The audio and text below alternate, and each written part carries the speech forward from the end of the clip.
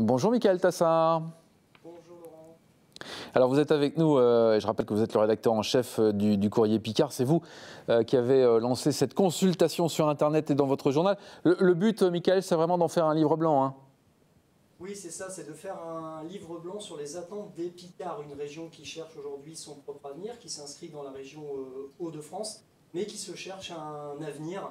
Et nous, on essaie d'inciter les Picards à nous expliquer comment ils imaginent leur région en 2029. Alors Michael, je vais vous interrompre parce que je voudrais que Cyril, qui réalise cette émission, me dise si on vous entend bien, parce que j'ai l'impression qu'on a un léger problème de son.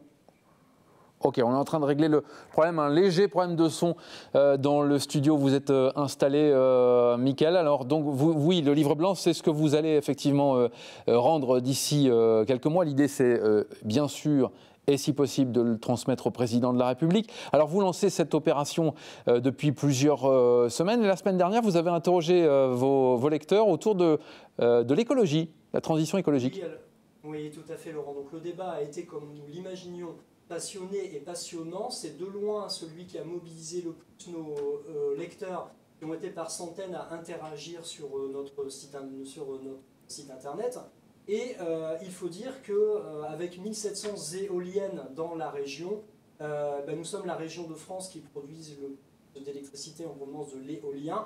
Mais contrepartie, ou en tout cas revers de la médaille, beaucoup ont été nos lecteurs à nous dire stop, arrêtons le massacre, que cette fois il y en a peut-être trop. D'autres, à l'inverse, nous ont dit qu'il fallait plutôt qu'on ait cette exigence verte pour la région et d'en faire le poumon vert de la France dans les années qui viennent. On a même eu aussi une voix qui, à l'inverse du discours ambiant, c'est une association de défense de l'Oise qui nous dit le canal Seine-Nord très bien pour l'emploi, mais attention au désastre écologique que pourrait générer la création du canal Seine-Nord. Donc un débat passionné et passionnant durant toute la semaine dernière. Alors ça, on vous a retrouvé un peu mieux au niveau du son, ça c'est une bonne nouvelle. Donc ça c'était évidemment la semaine dernière. Cette semaine, vous avez décidé d'interroger vos lecteurs et les Picards de manière générale sur la culture et la vie associative. Oui, alors la culture, c'est de l'identité et l'association, c'est du lien social. Donc on sait les Picards attachés à leur propre identité. Maintenant, on sait que les associations qui tissent le lien social entre les habitants d'une région peinent à recruter de nouveaux adhérents. Ce n'est pas nouveau. Maintenant, ce qu'on veut savoir, c'est comment nos lecteurs imaginent cette situation pour 2029. Est-elle irréversible ou pas? On les attend toute la semaine sur notre site internet picavenir.fr. Oui, alors on se rappelle comment on procède. On va sur votre site internet. C'est très simple, hein, Michael?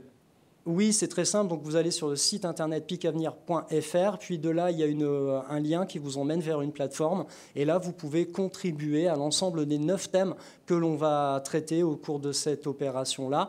Il suffit juste de s'inscrire et puis après, laissez vos propositions et interagissez avec ceux qui en ont proposé avant vous. Michael, Picavenir, c'est jusqu'à quand précisément? Alors ça va être précisément jusqu'à la mi-novembre, donc il nous reste encore 4 thèmes à traiter, à raison d'un thème par semaine.